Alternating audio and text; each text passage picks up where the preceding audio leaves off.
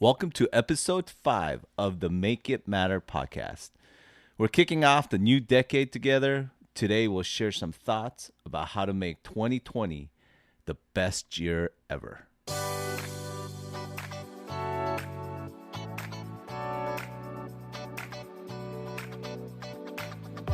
Well, hello, everyone. This is the Make It Matter podcast. For entrepreneurs and business owners, we believe what you do is so much more than a daily grind. We want to give you strategies that will allow your work to have more impact and resources to help you share your story with the world. So you ready? Let's go.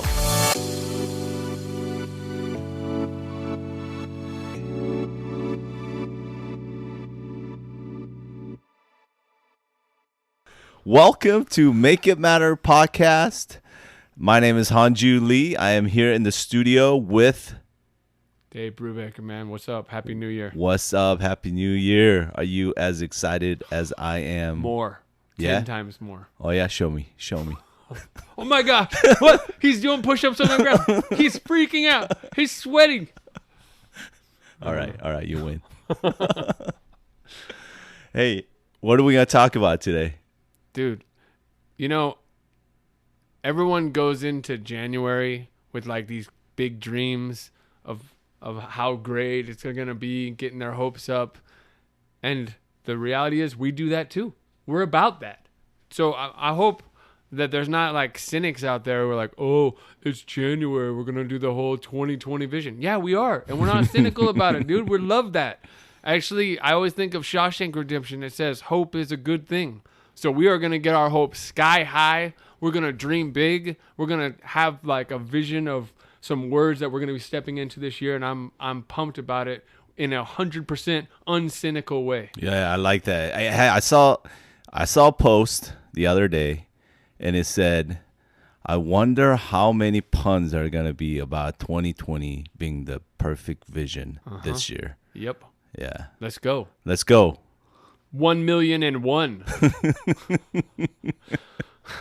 I like it.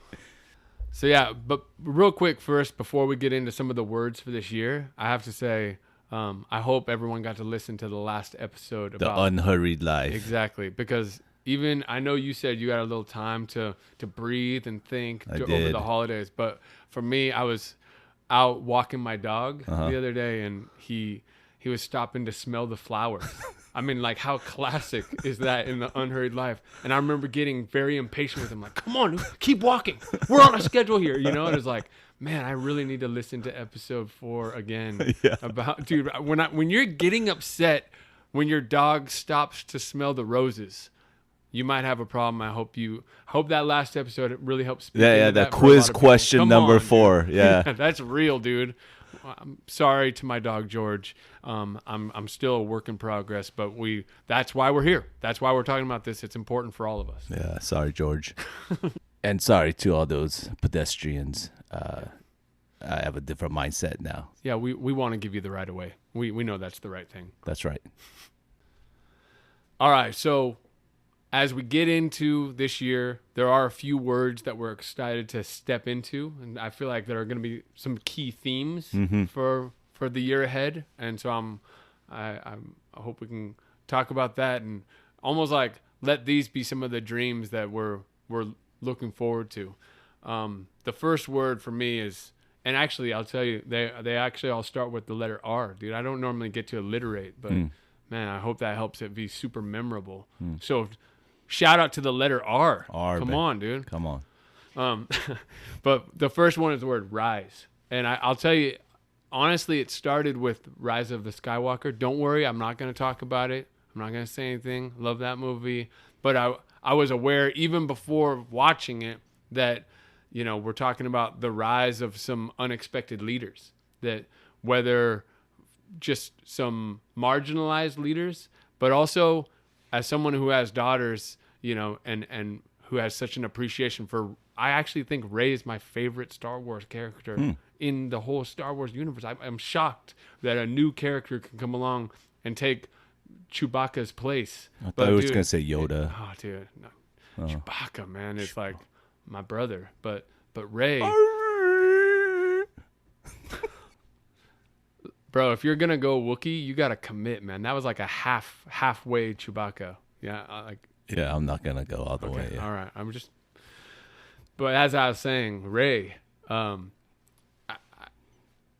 me, it comes back to having daughters and knowing that, like, when you get to see these new kinds of heroes rise, and know that I watch her and I think, dude, my daughters can do anything. My daughters can be the hero. But then all that to say, I also watched Little Women over the holiday and just cried throughout the movie. And it felt like it goes hand in hand with the Star Wars story. It's like, here's these unbelievable empowered women rising up and showing us what it looks like, and just it pumped me up so much to think of who are the new leaders that are going to rise. And another aspect of this word that I think is so important for business is, where do you see rising tides? I think that's such an important question that we should always be asking in business. Where are the rising tides? You know, they talk about the rising tide lifts all ships. The point is, you want to be in a position. You want to position yourself there so that when that tide rises, you get lifted up. It always makes me think of Forrest Gump when he was the shrimp boat captain. It's like, when after the storm and all the other boats are wrecked, he said, suddenly shrimping was easy. And the whole point was not just working harder, but sometimes it's just paying attention and being aware of, like, oh man, here's a rising tide and I want to position myself right in the middle of it. Yeah. You know, that helps us to really look at our business as well for 2020, and for us to sit down and think, well, what are the rising tides of where we're at right now? And what are some of the trends that are going to help lift us to the next level, right? Exactly. So some of the things that we've been doing and researching and also kind of implementing some of the ideas is the idea of podcasts. I mean, first it was the blogs. Every business, like, they were really emphasizing the idea of blogs and how important it was for SEO and everything else, which I still believe is important. And then the YouTube video went crazy and said, hey, people want a visual. If someone's talking, they want to, if they're writing something, they want to see their face. And they got really creative, and the video market just went crazy. But now people that have less time, that are spending time driving, and you know, there's a new trend called passive listening. And now passive listening, podcast fits right in. Now, you know, most people are watching videos maybe 2 to 3 minutes per video until their attention runs out. But now with podcasting, is passive listening. They're just doing their normal thing. They're driving, they're walking around, they're going to the store, washing dishes. Washing dishes. You might be washing dishes right now. Exactly. That's why when I do it. So you're just listening, and the passive listening, and you get 40, 50, some, you know, for us 20, 25 minutes. We get 25 minutes of your time. And so I feel like in business, those are some of the rising tides that we're talking about. And we're super excited to go that route. Yep. And also, I just want to leave this for the last, and something that we've been talking about for a long time and kind of strategizing to see how this could all play out, but is e-learning. E-learning has been an industry that's been just growing like crazy. You know, online courses, people are just really passionate about learning. You know, we always say the best marketing is teaching. So we're thinking, well, how can we implement some of that ideas into Boss Media? And we are talking about creating some online courses that could really help people in their business and what they're doing. Yeah. I mean, they're projecting this industry by 2025, $325 billion industry. And, you know, everything they predicted so far, you know, they said it was going to be like $100 billion industry in 2015. Well, they exceeded that. And then they doubled that at 2019, and now they're just projecting that to double as well. It's just crazy. So you heard it here first. Be watching for some of those Boss Media e-learning projects going forward, and I'm excited for Hanju to share some of his special sauce. Yeah, some of the ways that the magic you can take sauce. it to another level. Yeah, that'd be. We're super excited about launching some of that. So stay tuned. Which is actually perfect because my phrase going into this year, and it doesn't start with R, but there's this idea of level up. And so the second word that's kind of connected to leveling up is the word run. I think this is a year to run. Yes. Dude, there's a Bible verse actually that talks about if you've run with men and they wearied you, how will you run with horses? Whoa. And the whole idea is like, man, up to now, dude, you've been going at a certain pace to get to where you are in life. And I think this is a year to expect that pace is going to quicken. There's going to be a whole nother level that you have to prepare for, that you're going to graduate into. And as much as people think, oh yeah, that sounds great, man, let's level up in 2020. But the reality is, are you willing to do the change that accommodates that new pace? One of my favorite coaches out there, Hendry, says, what got you here won't get you there.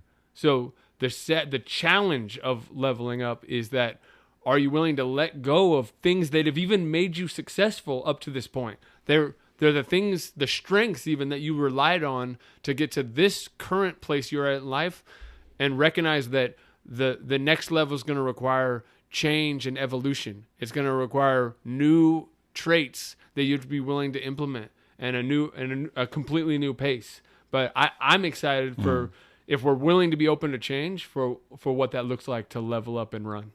Well, I think we're really setting a good example too, because if you talk to me this time last year and say, hey, do a podcast, put yourself out there, I think I would have been very, very hesitant. The thoughts that go through my head is like, why would anybody want to listen to us? Or things like, what do I have to say that is so important? So that took a lot of courage for us to step beyond that and say, hey, we're going to take ourselves out of the comfort zone, and we're going to do something unique. And yeah, we're going to put ourselves out there. We're going to be out there for criticisms. People are going to not get what we're talking about or not agree. And those were some of the fears, but we said, let's step up, let's level up and see if we can do something that creates a little bit of a discomfort. Thinking of leveling up, I did spend the last couple of weeks taking some time off and spending a lot of time thinking.